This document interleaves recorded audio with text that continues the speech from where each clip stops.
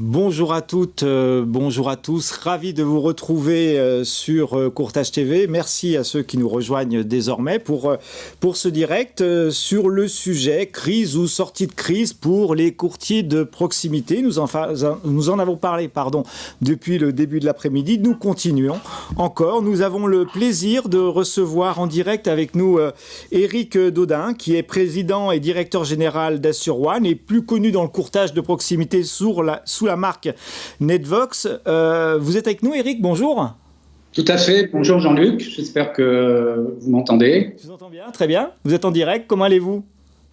Écoutez, très bien, comme un déconfiné depuis près d'un mois, ça fait déjà longtemps, tout se passe bien. Voilà, on est ravis d'avoir démarré assez vite parce que ça fait plaisir de voir les équipes revenir au bureau et reprendre confiance et reprendre une forme de vie et de relation avec nos clients. Alors Éric, merci de votre présence. Nous avons 13 minutes à passer ensemble, vous le savez. Nous allons parler d'une population professionnelle que vous connaissez bien, les courtiers de proximité, via la marque Netvox, comme je l'évoquais tout à l'heure. Comment avez-vous trouvé pendant cette période de confinement l'adaptation ou pas des courtiers de proximité ? Est-ce que vous avez quelque chose qui vous a le plus marqué pendant ces presque 2 mois de confinement ?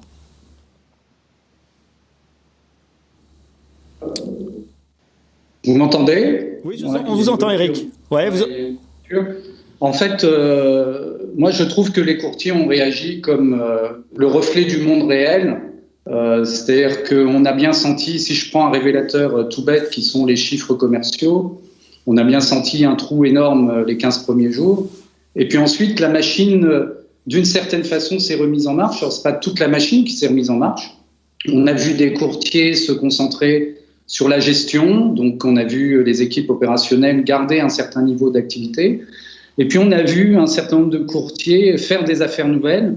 Et quand on s'intéresse aux courtiers qui ont fait des affaires nouvelles pendant cette période, et je parle vraiment au cœur du confinement, entre le 15, on va dire, passé le choc, donc entre le 1er avril et fin avril, ces courtiers qui ont fait du business étaient plutôt des courtiers qu'on appelle nous digitaux, c'est-à-dire très orientés bizdev, plutôt nouvelle génération, et qui ont trouvé tous les moyens digitaux, les réseaux sociaux pour garder le contact avec leurs clients. Et on voit que ceux-là sont très fortement lancés encore post-confinement et sont extrêmement dynamiques. Donc moi, je dirais que les courtiers pour moi, on réagit exactement comme dans le monde réel, pas plus, pas moins, avec cet avantage quand même majeur, on le voit chez Netvox et c'est pareil, je pense, dans tous les réseaux, d'avoir cette force de la proximité. On a bien vu, on a tous été confinés. Quand on sortait, on allait faire nos courses au magasin de proximité. Bien, je pense que cette proximité-là, les courtiers vont la garder bien longtemps et ont une force qui vont faire leur avenir. Est-ce qu'il y a des courtiers de proximité qui ont été beaucoup plus présents que d'autres, peut-être en fonction des risques qu'ils couvrent ou des populations qu'ils assurent ? Alors, nous, chez Netvox, on est plutôt risque de assurance dommage de personnes, de biens, et on a constaté 2 choses. Sur l'auto, pas mal d'affaires nouvelles avec des clients qui prenaient le temps de discuter avec les courtiers, c'est ce que nous disaient les courtiers, beaucoup plus de temps dans l'acte de vente. Et puis sur l'habitation, beaucoup d'appels sur le fait de je suis en télétravail, qu'est-ce que ça change, etc., etc. Mais non, on n'a pas eu dans notre domaine réellement de faits marquants sur cet aspect-là. Alors, est-ce qu'il y a eu des aides, selon vous, ou des soutiens venus des assureurs ou même des courtiers grossistes pour accompagner les courtiers de proximité dans cette situation quand même inédite et très délicate d'un point de vue commercial ? Ouais, alors les aides, elles sont de tous ordres. D'abord, je pense que les courtiers, comme n'importe quelle entreprise, ont profité des aides de l'État, qui ont quand même été majeures en décalage de trésorerie notamment. Et on le voit, hein, des courtiers nous en ont parlé, il y en a même qui nous ont demandé de l'aide. Donc on avait, dans une entité qu'on appelle Netvox Service, développé cette possibilité aussi de les aider dans l'octroi des aides et la gestion de toutes ces choses-là qui n'étaient pas forcément natives pour tout le monde. Deuxième élément, on sait que les assureurs ont modifié et nous ont demandé de bloquer un certain nombre de chaînes de résiliation. Donc ça, on l'applique, hein, on applique sereinement ce que les assureurs nous demandent là-dessus et ça a été très important. Ce qui pose quand même un enjeu pour la reprise. Que vont devenir ces résiliations non traitées. Et puis ensuite, en ce qui nous concerne particulièrement, les aides ont été de deux ordres, des facilités à la gestion. Il y avait des problèmes de courrier, il y avait des problèmes de transmission d'informations. Donc on a été vraiment très très open là-dedans, tout en gardant les enjeux de conformité bien sûr. Et on a fait un choix avant même le confinement, qui était de les aider dans la création de business. D'accord. Voilà, donc le confinement quand même, on l'a tous vu venir. Hein. Et quelques semaines avant, on leur a proposé des programmes de génération de leads. Alors parfois ça a marché, parfois ça n'a pas marché. Il ne faut pas faire les fiers. Mais ce qui était important, c'était de montrer cette volonté de dire aux courtiers, écoutez, pendant la crise, les affaires continuent. Voilà, alors il y avait un peu de méthode Coué. Néanmoins, on sait très bien que être optimiste dans l'approche d'une difficulté, ça aide un peu. Et je pense que tous ceux qui ont eu cette posture-là, aujourd'hui, ont un retour sur investissement plus fort que la moyenne. Et depuis le déconfinement, vous sentez un redressement de l'activité, Eric ? Oui, très fortement. On a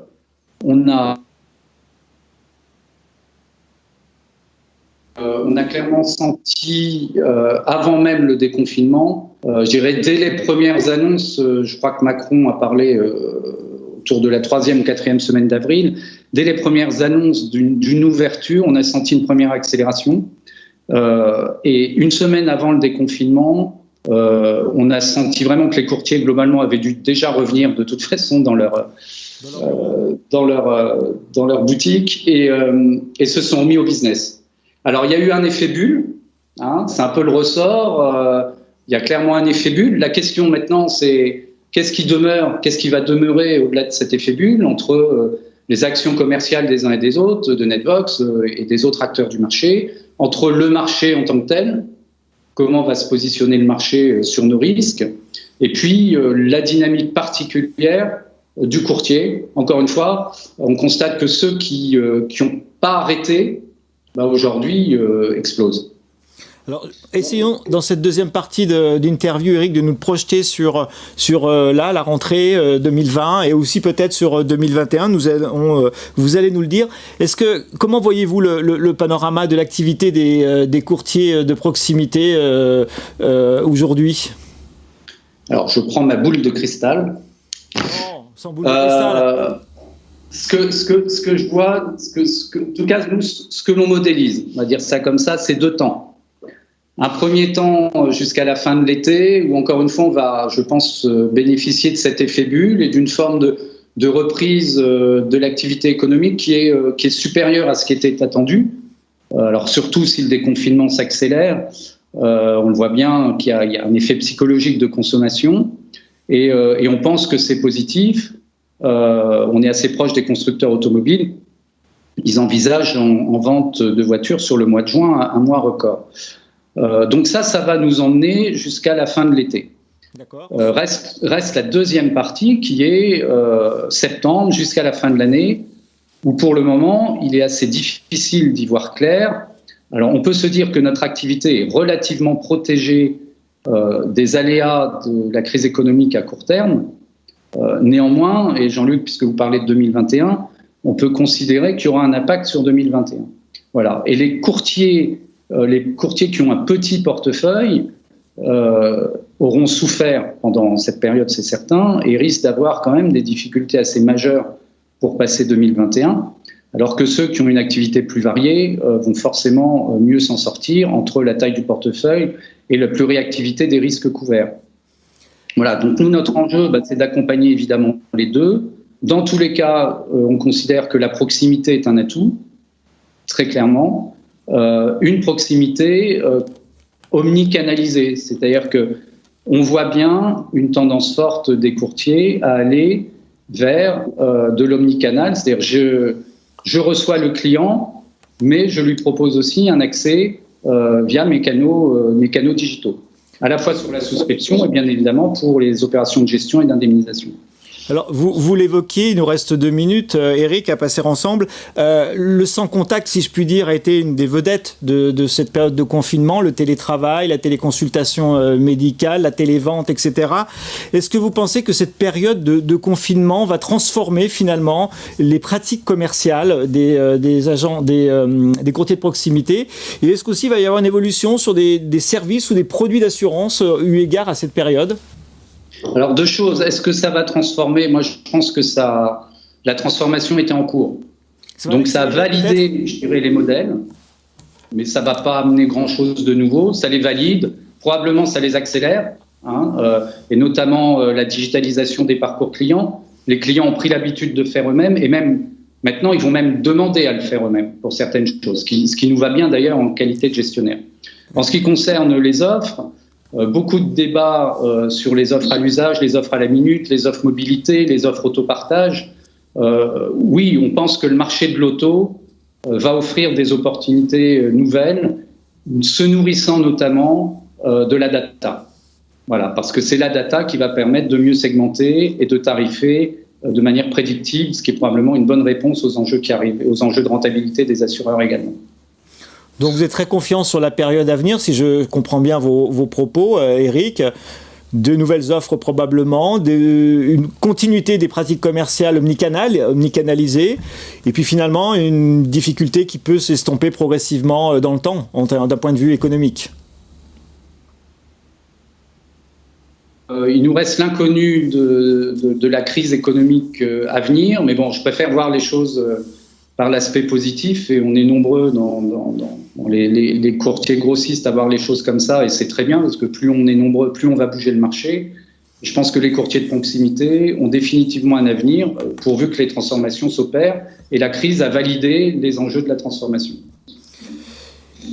Eric Daudin, merci beaucoup d'avoir consacré près de 15 minutes à nous éclairer sur ce sujet des courtiers de proximité. Merci et à très bientôt, Eric Daudin. Nous nous retrouvons quant à nous dans 2 minutes pour le prochain interview.